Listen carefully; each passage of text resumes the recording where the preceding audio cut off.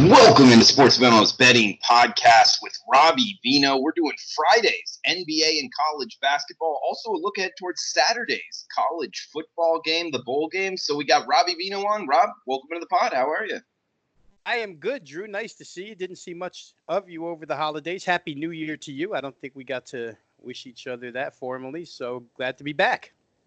Good to have you back, Robbie. And yeah, you had a lot on the plate plus the holidays. So good to have Robbie back. We'll have him back as a mainstay on the Sports Memo podcast. And Robbie, let's break down the two college basketball games, Friday night action. We'll get to them real quick, then hit the two NBA games, and then a look ahead towards Saturday's action on the gridiron. Let's start off here, 7 o'clock Eastern tip.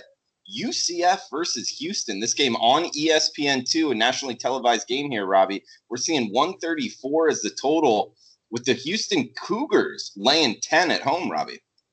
Yeah, big price, Drew, double digits, but maybe warranted here for Houston. It's been a pretty long layoff. Last we saw them, they were winning the Diamond Head Classic, beating 20th or 21st ranked Washington in a heck of a game. They beat Georgia Tech prior to that. I think they're the better of the two teams at this point in time. The line indicates that for Central Florida. It's been a total overhaul, right? I mean, when you lose guys like Taco Fall, B.J. Taylor, Aubrey Dawkins, it's tough to regroup. They're a veteran team, but I don't know that they've totally meshed yet. They had a tough loss the other night inside the conference at home to Temple, 62-58. So their conference season didn't get off on the foot that they would like it to. For Houston, it's going to be their first conference game here. I think the layoff, Drew, there's always that question, is the layoff produce rust or is it good for rest?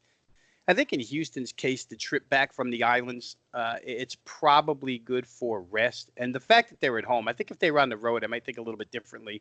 But at home, I think they'll be ready to go. They do some things that really only require energy. They're great at rebounding. They're second in offensive rebounding in the country. They're 13th in steals.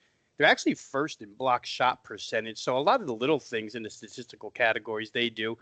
Kelvin Sampson's team, much like they were last year, they're going to swarm you defensively. They're going to grind you offensively. And I think there's some vulnerability where UCF is concerned because they don't shoot it well, Drew. You take away a couple of their guys, take away their point guard, take away their center, Colin Smith, and you're in pretty good shape. So for me, I think I would lean Houston. I'm not in love with it, but they can shoot free throws down the stretch. UCF's not a good shooting team in almost all categories. Not good from three, not good from the free throw line, average from two. So for me, it would probably be a slight lean toward Houston here. Yeah, and Robbie, looking at this UCF team, you bring up, not having Taco Fall, obviously, and him making a shot here at the NBA. But this year, anytime they've been asked to kind of step up in class, against Oklahoma, against Temple, kind of not that those are juggernauts by any means, Robbie, but they haven't fared well. They've done well against, the 150-ish teams and below. But anytime they've had to step up here, and Houston, of course, going off of their schedule just at the top here, the ranked, according to Ken Palm, as the toughest team on their schedule. So I don't really like UCF on the road here to stay within single digits. If you made me bet this, I would be on Houston. Have you made a play yet on this game, Robbie? I didn't, but I would be the same way, Drew. I think Houston, like I say, double digits in conference sounds big, but Houston is likely to have a spurt here in this game where they can create some margin. And like I say, they shoot free throws well enough. The guys that will shoot them down the stretch make them well enough. So I would lean toward Houston for sure. Robbie, next game up here, we'll Big Ten Network tip. A little bit later, 8 p.m. Eastern tip, 5 p.m. Pacific. We got the Big Ten matchup, Rutgers versus Nebraska. Scarlet Knights laying 5.5 or 6 on the road as we're speaking right now, about 2 o'clock Eastern time. So these numbers can change. It is college basketball. We do get big shifts in the line, as I know you know, Robbie. 143.5 or 144 being the total in this Big Ten matchup, Rob. Yeah, let's start with the obvious, Drew, because you and I haven't talked college basketball, and I don't know how much the other guys have done here college hoops-wise. So if I'm repetitive, excuse me. But we'll start with the fact that Nebraska, under new leadership with Fred Hoiberg. So it's a different style. I mean, Tim Miles, what he does offensively and what Freddie Hoiberg does offensively, are just two totally different things. All of a sudden, Nebraska is one of the faster-paced teams in the nation, but not quite as bad as Central Florida, because Central Florida had some, veteran guys left over that they could create their team with this year. Nebraska was a total overhaul. They only have one guy that returned from last year's team. So new system, brand new players, some transfers. It hasn't worked out all that well for Nebraska so far. However, inside the conference, they are 2-0 against the spread. Very surprisingly, their two best games may have come against Purdue and Indiana, where they covered both of those games and actually won one of them straight up. Rutgers also 2-0 on the season against the spread inside the Big Ten, 1-1. I wrote down some keys when I was handicapping this game, Drew, for the Rutgers side, and really it's pretty simple. If they limit fast break points here, which they are a defensive team by nature, if they can defend the three, because Nebraska is not going to score much inside, and if they get inside the arc on their end of the floor, because they're great shooting the ball, they're inside the three-point range. They're not good outside of it, but really good inside of it. And then, of course, they're the way better rebounding team. So second chance points, that type of stuff, the stuff that you expect from Rutgers. It's a team that's been coming for a couple of years, and maybe they're there right now. Obviously, to ask them to lay 6 on the road is a lot, and I'm not sure that I want to, but I do think this game might get over the total of, excuse me, I'm fighting a cold here, 142.5, maybe 143 I saw. I think that they can get over. They played to 142 with Michigan State. I don't think they'll mind running for a little bit of this game. They'll get cheap points as well, so maybe over the total for me in that contest. Robbie, good stuff so far on the college basketball hardwood. We head to the NBA, and then we'll have the college football Saturday bowl game to finish off the podcast here. You can follow Robbie Vino on Twitter at Rob Vino Sports, myself on Twitter at Drew Martin Betts. Feel free to reach out, anything you want to hear on the podcast. We're always interested in the feedback. Also, if you're watching on YouTube, guys, this is simulcast on YouTube. So if you want to put a face with the voice, check it out on the WagerTalk YouTube channel. Please click the like button and leave us a comment. Love interacting with you there on the YouTube comment space. We'll head to the NBA here, Robbie. Starting off top of the card, 7 o'clock Eastern, all Florida matchup. Miami Heat, Orlando Magic. Looks like the Heat -1 or -1.5. Favorites on the highway here. Short trip, 3-hour trip up from Miami to Orlando. 207.5 or 208 being the total here, Robbie. Yeah, I feel like if Orlando was healthy here, Drew, and by healthy, I mean if they had Aaron Gordon, who is still questionable. He's been out the previous 2 games, questionable here. If they had him, I'd probably be on the Orlando side. It's a back-to-back affair for the Miami Heat, and they're off a tremendous energy-driven game last night against Toronto. That was a big matchup. Miami had come off a game where they allowed the Washington Wizards, a depleted Washington Wizards team, to just go crazy offensively against them. And they came back with a huge defensive effort last night. They allowed only 6 of 42 from three-point range against Toronto in that victory. So, energy level could be spent here for Miami. But again, I just don't know what to do with Orlando without Aaron Gordon and without their backup power forward, Jonathan Isaac. Both power forwards probably out of this game.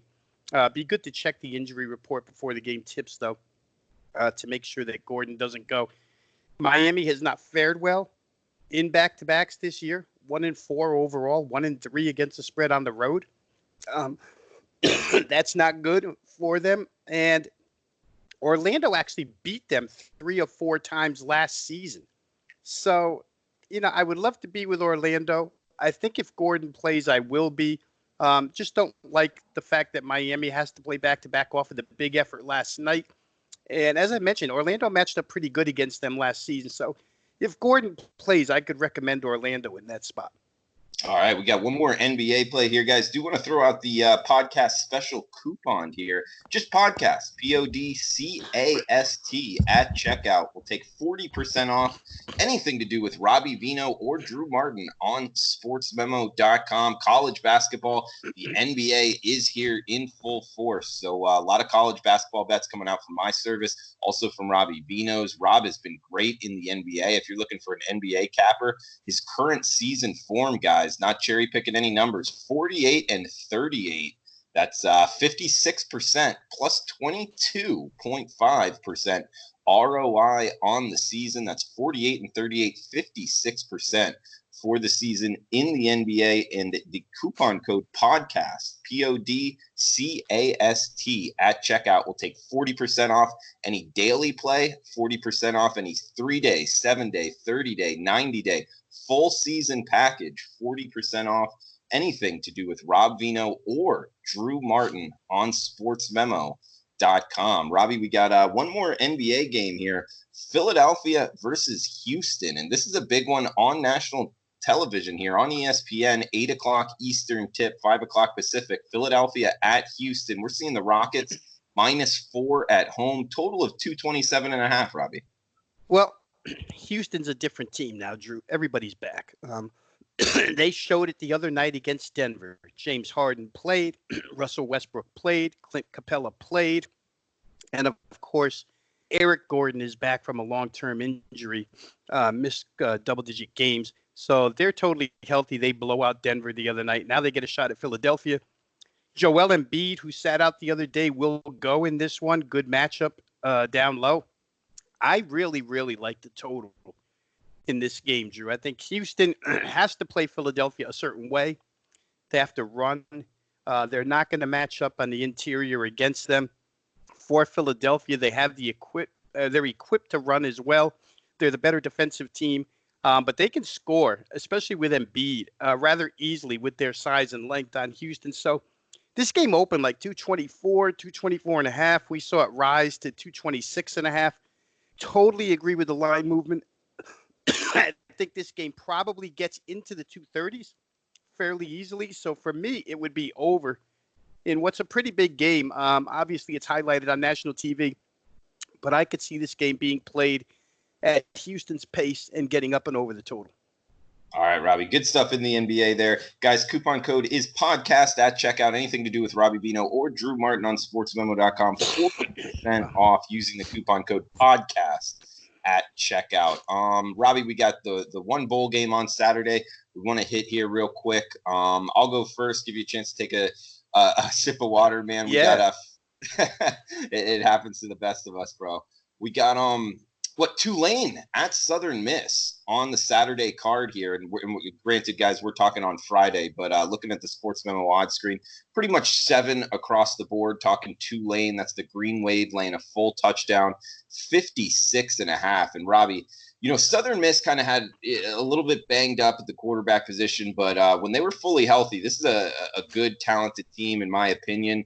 Kind of got slated there in Conference USA the way that it worked out, but an AAC team that's 6-6. This is a strong team in Tulane. Willie Fritz's group. I started off week 1. They smashed down FIU, and FIU. Say what you want about Conference USA, they were a bowl team themselves. They beat them 42-14. Then they went against Auburn right there around the number in Jordan-Hare. And then found themselves rolling off 4 straight, found themselves 5-1 with their only loss at Auburn, was also 5-1 ATS. Before they hit the back half of their schedule, Robbie, Memphis, Navy, Tulsa, Temple, UCF, SMU, that is a gauntlet of an AAC schedule. Nobody did them any favors in the scheduling here. They were only able to beat Tulsa. And I know Tulsa had a terrible record, but that team did not quit on the season. They did get a win there. And outside of that, I mean, it's all quality teams that they lost to. They didn't really get blown out by anybody. They were kind of in it, at least competitive matchups the whole time. I mean, only losing by 3 points to UCF. Within a field goal of Navy. That was a good Navy team. I guess Memphis kind of handed it to them. But outside of the Memphis game, really in every matchup, they're good up front, Robbie. I'm not looking to go against them. The thing that worries me in this and why I'm not betting on Tulane is I know they don't run the triple option, but it's a Willie Fritz run option where it's kind of like more of a spread option attack, but it still brings in the option principles. The Southern Miss defense has extended preparation time to look at film, watch this offense. It's one of those profiles where I think it does favor the defense going up against this type of offense just because of the way it sets up and preparation really much helping the defensive side. That's why I don't want to lay points to Southern Miss, a team that I think will score on Tulane. Of course, this on ESPN looks like decent weather here, not too much wind, the mid-50s in Fort Worth, Texas, where this game's going to be played. Should be a lot of tickets written on this game. However, there is NFL playoffs going on as well, so maybe not as much as we think. It is in the early time slot before those NFL playoff games get going. We still might see a lot of movement here, side and total wise. Overall, I lean Tulane, Robbie. I haven't bet it as of now, but if you made me bet it, I'd be on Green Wave -7. What's your overall thoughts here, man? Tulane versus Southern Miss. Yeah, I'd lean with you, Drew. I mean, if you examine Southern Miss and their schedule this year, you find that they played 6 bowl teams, 6 teams that made bowls. They went 1-5 against the spread against those 6 teams. The only team that they won and covered against was UAB. In that game, UAB had a backup quarterback playing for the first time. I think Southern Miss won that game 37-2. But in those 5 losses, what I think stands out is that they lost all 5 of those games by 15 points or more. Those are big losses. They were off from the point spread in those 5 games by 5 points or more. So for Southern Miss, their losses are pretty tough to swallow when you consider that they're going to have to play Tulane here. You pointed out their scheduling, which, as you mentioned, the crossover in the AAC did them no favors. They had to play UCF and Temple. They played Connecticut too, I guess, but they come from the West, which was the tougher division. And then against the East, they had to play some tough teams. UCF, Tulane, what bothers me is the defense. They started the season, Drew. Defensive line was very good, secondary good. But their last 9 games, they allowed 26 points or more in every single one of those games except Connecticut. They allowed 406 total yards per game, if you throw Connecticut out of there. But they were good offensively. They gained 442. So you're talking about games that averaged like 850 yards. 8 of those 9 games went over this total of 56.5. I just think, you said it early that you think Southern Miss is going to score points. I'm with you. I think Jack Abraham and that passing attack can score points. But I think Tulane's going to score right back. For me, 56.5 just looks way too low in a game where Tulane hasn't shown the ability to stop people from scoring. And in this case of Southern Miss, I think one other thing that should be noted and may turn into Tulane points, the 6 games I mentioned, those 5 losses to bowl teams and bad losses by 15 points or more, they lost the turnover battle 17-5 in those 5 games. Committed 17 turnovers. That's huge. -12 in just 5 games. They weren't really outgained that badly. I mean, they threw for 244.5 yards a game, but turning it over constantly. If they can avoid it, they're going to score. If they don't avoid it, maybe Tulane will score. I just think at this point in time, 56.5 is a good number to go ahead and play the over. We probably won't see 56.5 tomorrow because, as we've seen throughout the bowl season, these individual games, game day, people run up and just pound the over. It just doesn't matter what game it is. Every game goes up, up, up, up, up. So unless you're Georgia Baylor, I guess.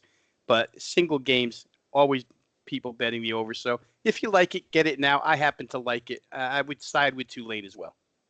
Okay, Robbie Vino liking the over 56.5 sooner rather than later because we're likely going to get a lot of over money, which is like what we've seen a lot this bowl season. I'm liking Tulane a -7. Hopefully get a 6.5 here before kickoff. We'll see, though. Robbie Vino on Twitter at Rob Vino Sports. I'm on Twitter at Drew Martin Bets. Guys, feel free to reach out. Love it when you do. We got the podcast coupon code, just podcast at checkout, 40% off anything to do with Rob Vino or Drew Martin on sportsmemo.com. 40% off any season-long package, any extended package, any daily play. 40% off. Coupon code podcast at checkout. Robbie, anything else you want to throw out before we shut this down? Just good luck to everybody. NFL playoffs this weekend, college basketball, these huge Saturday cards start in earnest. So we'll have a lot to talk about next week, Drew, but certainly good luck to everybody out there. Hope everybody cashes some New Year's tickets. Absolutely. For Rob Vino, I am Drew Martin. Guys, have a fun, safe weekend. We will talk on Monday with the NFL opening line report with Teddy Covers. Best of luck with your bets, guys.